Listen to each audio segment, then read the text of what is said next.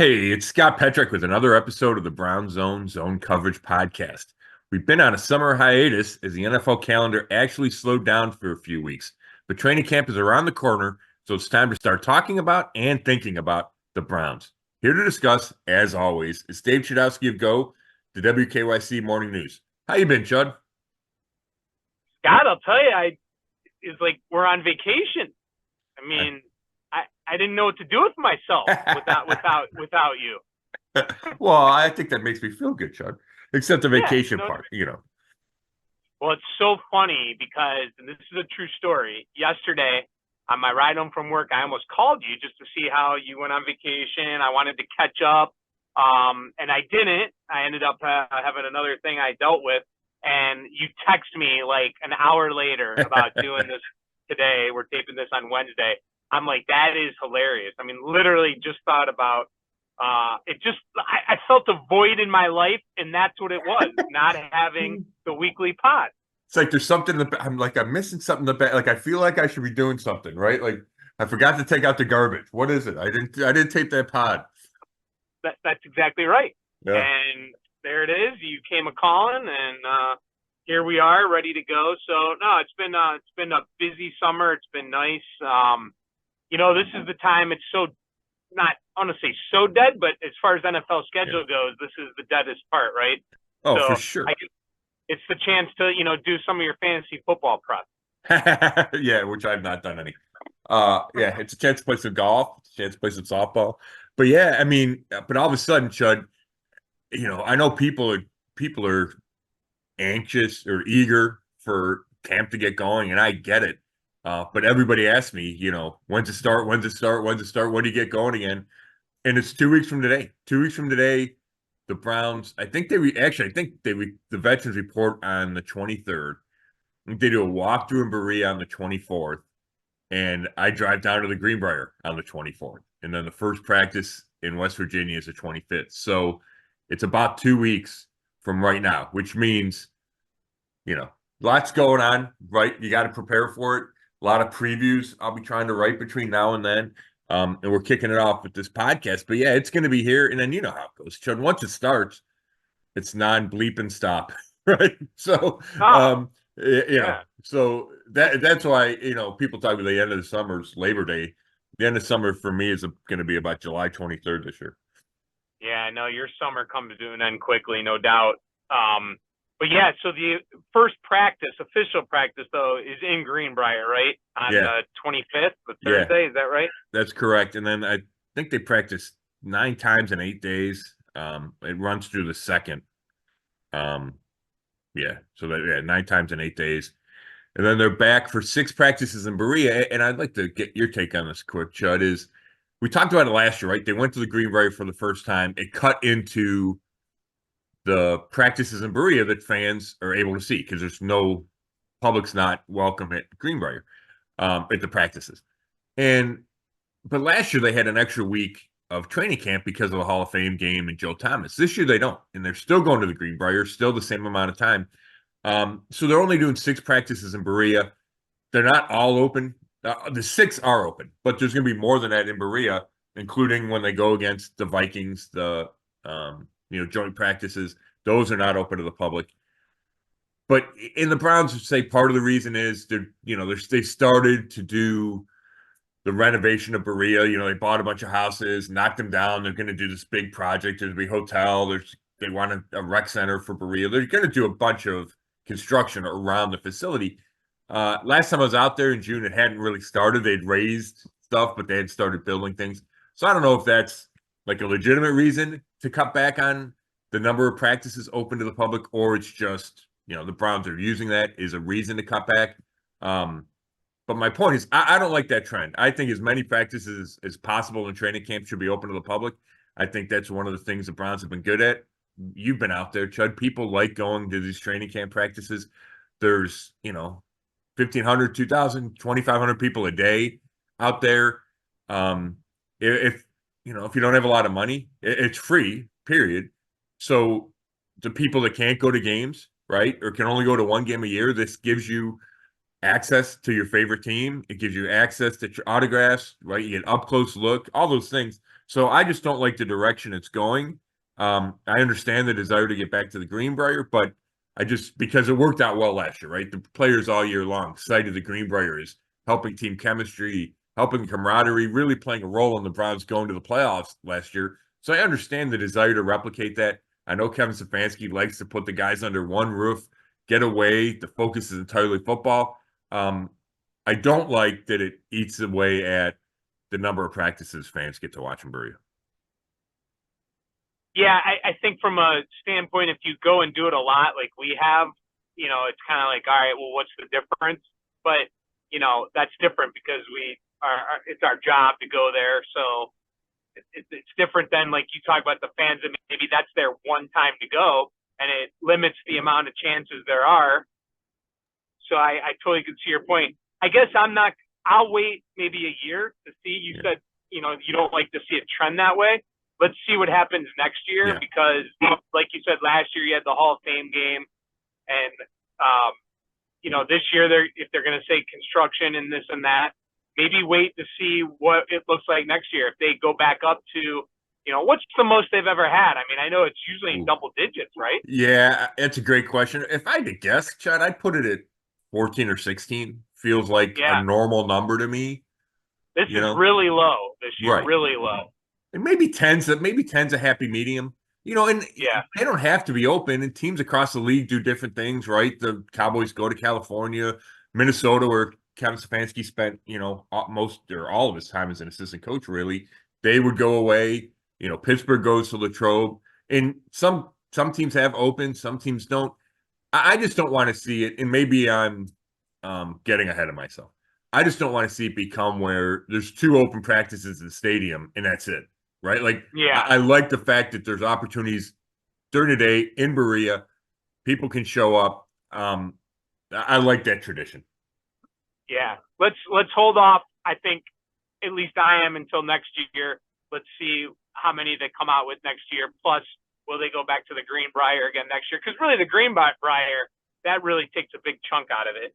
And, the other thing is too, let's be glad we're not having a conversation of them having it in Columbus or another city. At least they're still in Berea. So, it could be worse. Let's remember that. And at the end of the day, if they continue to win and they cite the Greenbrier as part of their success for winning, then it's hard to complain whether you believe in it or not. So I guess that leads into my next question. Are you, your thoughts on them going back there? Yeah, I completely understand it. And you could see it coming, right? Like you could see it coming while we were at the Greenbrier last year. Just the vibes and the way Kevin Stefanski talked about it, the way the Haslams talked about it. You could tell that they thought it was a good experience. So that was the first hint. And then when they play well and they overcome all the adversity, all the injuries, go to the playoffs, you said, okay, if this was the formula, then they're going to try to replicate it, which makes sense. And then when all the players, like I mentioned, all the players, like throughout the year, just kept referring to the Greenbrier, it's like, oh my gosh, of course they're going to go back. So I completely understand it. But there is a question to me, Chud, does it have the same impact in year 2, right? Do guys naturally bond? Does it, things are different the first time you do, right? For anything, you go on vacation, the place is great, you go back, oh, it's not the same, whatever it is, right? So I think it's going to be interesting to see if Kevin Stefanski and his staff can create that same environment, spark the same team bonding that they did a year ago. And now what hasn't changed is the cell phone service still isn't great at the Greenbrier. There's nothing else to do, right? You have to live, you have to stay in the hotel. For the most part, families aren't there, right? Like in Berea, it got to the point where the veterans could go home at night. So that's not the case at the Greenbrier, right? Everybody's under one roof. You have time to kill. So you usually hang out with your teammates, right? Whether it's your position group or the offensive defense or intermingle, whatever. We didn't spend a lot of time at the media corps at the actual Greenbrier, but I remember walking around one night and I could see 12 guys eating dinner, right? So that just happens naturally because you're offsite, you're in one place, there's not a lot to do. So I think that in itself lends itself to the team bonding. but there's so many intangibles, right? And there's a quote unquote magic to specific seasons. So I just wonder if they'll be able to create the same type of chemistry, right? If it works the same way, and that's what I want to see. And I think the future of Greenbrier could depend on that. Or if it's just Kevin Stefanski says, hey, this is like how I like to do it. It's proven to be effective. Even if in year 2 it's not as effective from the win perspective, I do think he just likes the idea, period. Just from covering Kevin Stefanski now over the years here, Scott, what can we expect from a Kevin Stefanski camp? What will fans see for those practices they are able to go out there? And what are some of we'll get into the storylines here in a minute, but I guess the overall effect of Stefanski, so many years in the past, you talk about this coach does this or doesn't do that. Sure. What can we expect from him? Yeah, you know what? And I don't think it's all Stefanski. I think part of it's the rules in the NFL these days. But you don't see a really grinded out camp from a physical perspective. It's a lot of mental work, right? There's a lot of walkthroughs. There's a lot of installation of the offense and the defense, but you don't see them.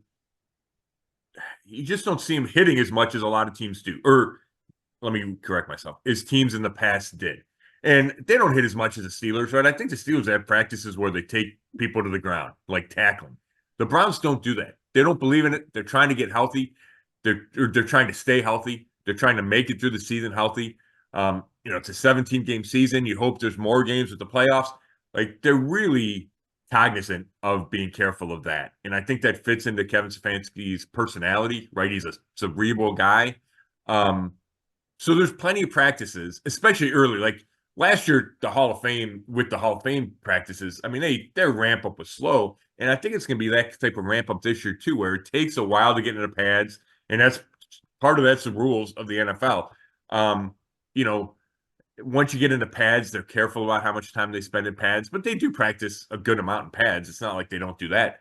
But you don't have those old school one-on-one guys light each other up drills, right? You just don't have that. It's a lot about technique. It's a lot about fundamentals. So that's my impression of a Kevin Stefanski camp. And I'm not saying it's a bad thing, because I don't think it is. Some people do, right? Some people think, they miss the old school, Oklahoma drill kind of things. And I just think we've moved past that. And I think it's all about protecting the players' bodies and getting them to week 1 and week 18 as healthy as possible. So I think the impact of that, or the result of that, is if you show up on a random day in Berea, you might see a boring practice that doesn't have a ton of hitting, right? And it depends on where it is in the schedule. It depends on if there's a preseason game coming up, right? All those things factor into it. But that's like my overall capsule look at a Stefanski camp is it's a lot about technique. It's a lot about intelligence, right? Learning things, and less about we're going to knock the crap out of each other. Yeah.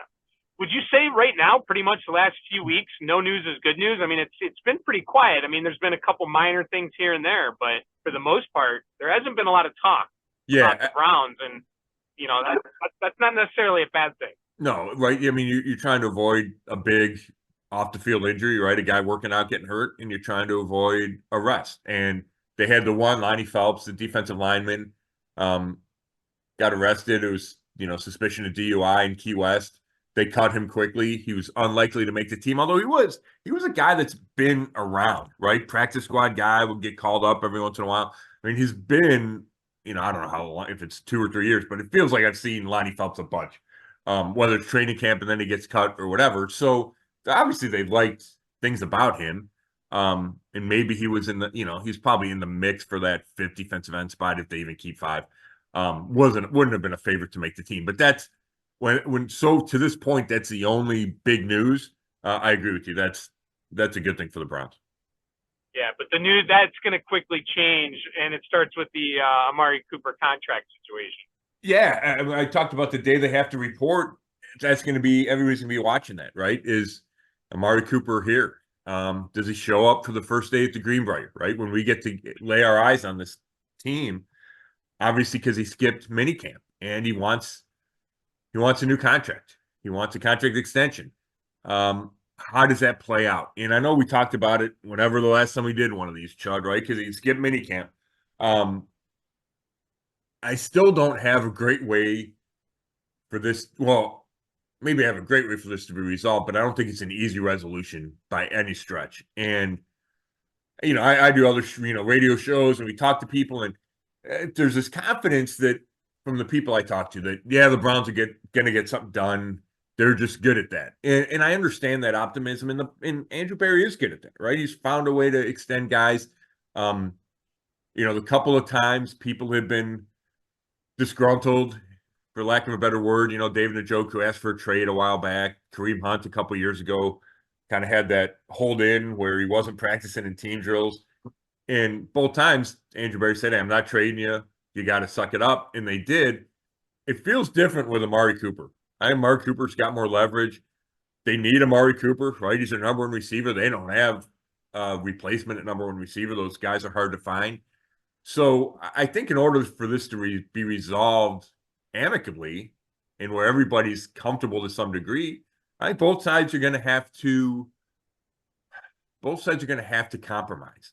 And for the Browns, it's probably given him a 2-year extension when they really don't want to, because he just turned 30, right? And they wanted the contract to play out and then figure things out. For Cooper, it's taking less money than he wants. He probably wants, and this is, his agent has not gotten back to me. This is me just trying to, read the tea leaves. I think he wants like $30 million a year.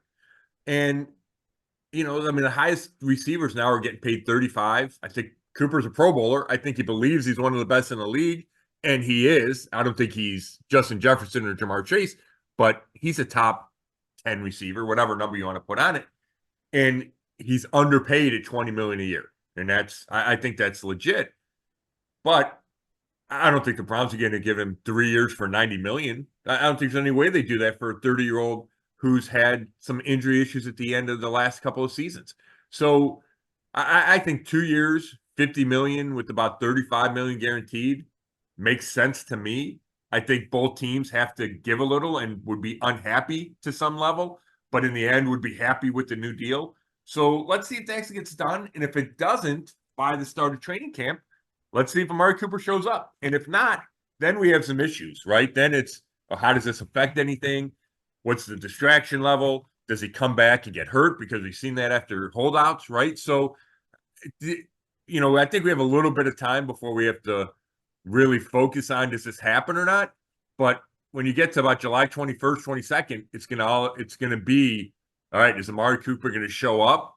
And if he does show up, is he happy? Is he working hard, right? Like, there's a lot of things that come into play. There's a lot of tentacles if there isn't some kind of contract compromise reached. Yeah, no question.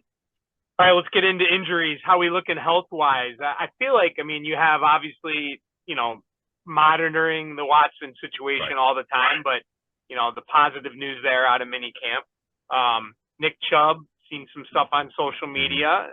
That's obviously Nick Chubb's number 1, number 2, number 3, I think, right? But overall, though, as far as number games go, there's not a million of injuries, No, it's just, this is a big, when we get the first training camp practice, right? We see who's out there, because it's been 6 weeks since the end of minicamp, right? So that's a lot of time for guys to make progress, guys to be cleared. You mentioned Watson. To me, he's good to go. We saw that in minicamp. Now it's going to be a question of, can he get completely back up to speed 100%? When's he taking 100% of the reps, day in, day out, right? That's the question, but I'm convinced his shoulder is fine. With Chubb, when we talked to him in June, he said all he was doing was running. Then we see some videos of him doing lateral work, him doing balance on one foot work, on one leg. That felt like the next step. I still don't expect him to be ready to go day one of training camp. I still think it's a huge question mark if he's even ready to go week 1 of the season. I'm thinking it's more October. That's just, me thinking, okay, it's a huge surgery. They're going to be careful with him. But we'll see, right? We'll see when he's able to go in training camp. I would fully expect him to open the season on, or open training camp on physically unable to perform. Jed Wills Jr., I think he was close to coming back at the end of minicamp. Didn't. I would think he's ready to go at the start of training camp. Jack Conklin posted some stuff on Instagram that made me think he'd be ready to go day one of training camp, but we don't know that. He wasn't definitive about that, but there were, mentions of being healthy and his wife, thanking his wife for helping him get through it. He had the ACL during the opener last year. We haven't seen him since. So that's big. Nyheim Hines, the running back returner that they signed, he's coming off ACL. He thought that he'd be ready to go either day one or week one or early in training camp at the latest. So those are the biggest ones that you're monitoring. Some big names there, but not a volume of injured guys. What would you say? We'll get into camp battles here in a minute, but is there another big storyline that you see heading into camp? You know what, Chud? I would say the new offense with Ken Dorsey, right, as coordinator. Yeah. We still don't know who's going to call the plays. That'll be a question at some point. We'll learn that. And that, I guess that's all intertwined. But how does that manifest itself? I think we're going to see more 3 and 4 receiver sets, more shotgun. How much of that shows up in training camp, how much of that shows up in the preseason. But it's going to be a huge storyline, period, how this offense evolves. And a big part of that is, so does that get the best out of Deshaun Watson, right, who hasn't been available in his 2 years in Cleveland? When he has been, it's been inconsistent. And all of this is about getting the best out of Deshaun Watson. So how does Ken Dorsey's offense do that? How does Deshaun Watson pick it up, right? When he was trying to get all those mental reps in minicamp, when he wasn't throwing it, he's only throwing every other day. He wasn't throwing in team drills. Let's assume he's doing all that early in training camp. Can he hit the ground running, right? To me, that's the big thing, right? Deshaun Watson is always the elephant in the room. And a big chunk of that this year is the Ken Dorsey offense. And it's not just Ken Dorsey's offense, but the influence of Ken Dorsey with Stefanski and everybody else on that coaching staff. Well, we always know, expectations high going into training camp. I mean, Browns fans will chant Super Bowl coming off a 2-win season. Super Bowl, right? But listen, they're coming off reaching the playoffs. Their head coach has a new contract. You have your quote-unquote future quarterback. We'll see if that happens, but that there's not a battle at the quarterback position. There's so many positions that are set. I mean, overall, this is one of the best spots that we can remember, right? Heading into a camp. I think you would agree with that, right? Oh, for sure. I think the roster is, I think the roster is as good as, there's no doubt in my mind the roster is as good as it's been since I've been covering the team, and that goes back 2 decades. There's no doubt in my mind. There you go. So that leads me to the last thing then. What are some of the battles that fans should be looking for? Get everyone prepared, Scott. It's 2 weeks away. Yeah. People are going to have plenty of time to listen to this. Their juices are flowing. So let people know what battles, they should be looking for at camp. Yeah, it's interesting because most of them are down the roster, right? But, I think we don't know who's going to be the starting right tackle. I mentioned Jack Conklin, right? I mean, he's a 2-time All-Pro. They signed him to a big extension. Then he misses all last year. DeJuan Jones, the rookie, plays really well in his absence. So how do they handle that? And they have Jed Wills on the left side. So they kind of have 3 for 2. They keep saying that's a good spot to be in, right? We saw the guys get injured last year. They played with 2 backup tackles for a big chunk of the second half of last season. So I don't know how that's going to resolve itself. I mean, I assumed Wills is going to start on the left side, and I don't know. Like, I don't know if it'll be Jones or Conklin. I really don't. If Conklin's 100% healthy, I mean, he's got a bigger resume, right? Jones, you would think, has a bigger upside because he's younger and he's huge. So I don't know. Maybe they go with Jones, and then they have Conklin as this, high-paid, great insurance policy, right? But I think that we'll see, right? If Jones struggles and Conklin's great, then you start Conklin. So I think that's a legitimate question, who's going to start at right tackle, and that's a starting spot. After that, it's, defensive tackle is really crowded. I think a big name, quote-unquote big name, a guy that normally you'd say he's locked up a roster spot, I don't think so. I think they might have to trade one of their D tackles because they have a surplus. Don't know who that'll be, but you look at Dalvin Tomlinson, Shelby Harris, Maurice Hurst II, Mike Hall Jr., the guy they drafted, Quentin Jefferson, who they signed, and Siaki Ika, who they drafted in the third round last year. That's 6 guys, and I don't think they keep 6. So I think that's a position to keep an eye on. Backup receiver, right? We know. Let's assume Cooper's there.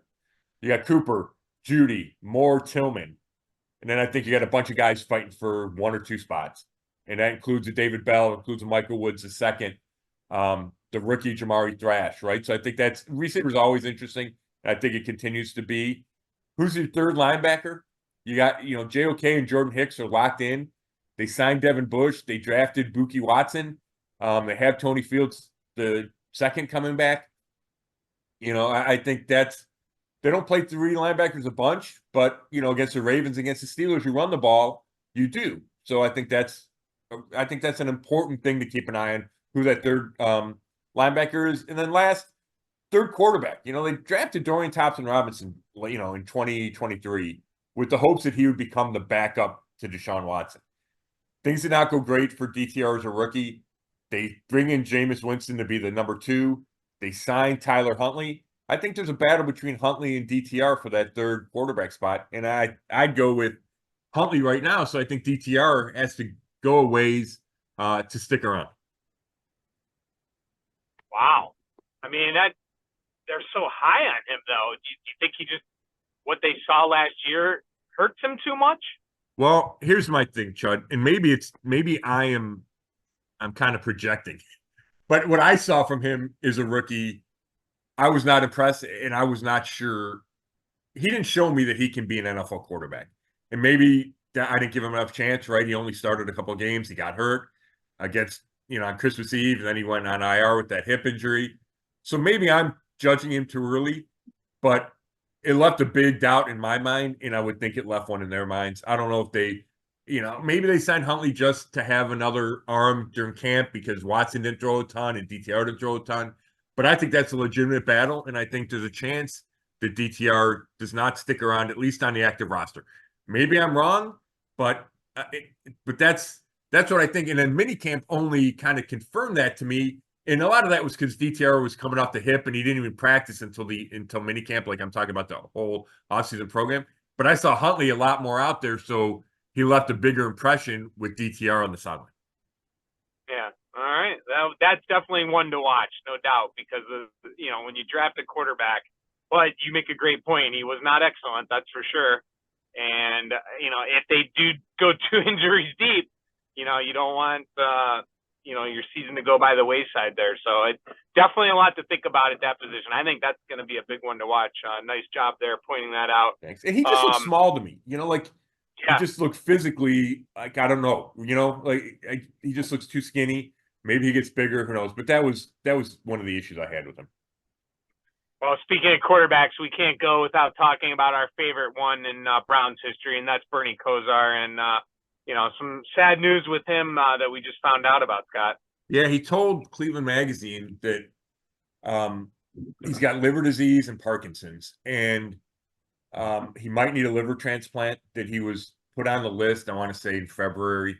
They talked to his doctors who said the liver's doing better, but it can be up and down when you have liver disease. So the chance that Bernie's going to need a liver transplant. He said he was diagnosed with Parkinson's by an NFL appointed doctor. So yeah, that's a lot to deal with. We know that Bernie, my first thought is that Bernie's had a ton of health issues, and he's talked about the high number of concussions, talking about the high number of broken bones, or the high number of broken bones, but the surgeries that he's had. And this just adds to the list. And these are serious things he has to deal with. So yeah, thinking about Bernie, I texted him. He got back to me right away, thanking me with a football emoji.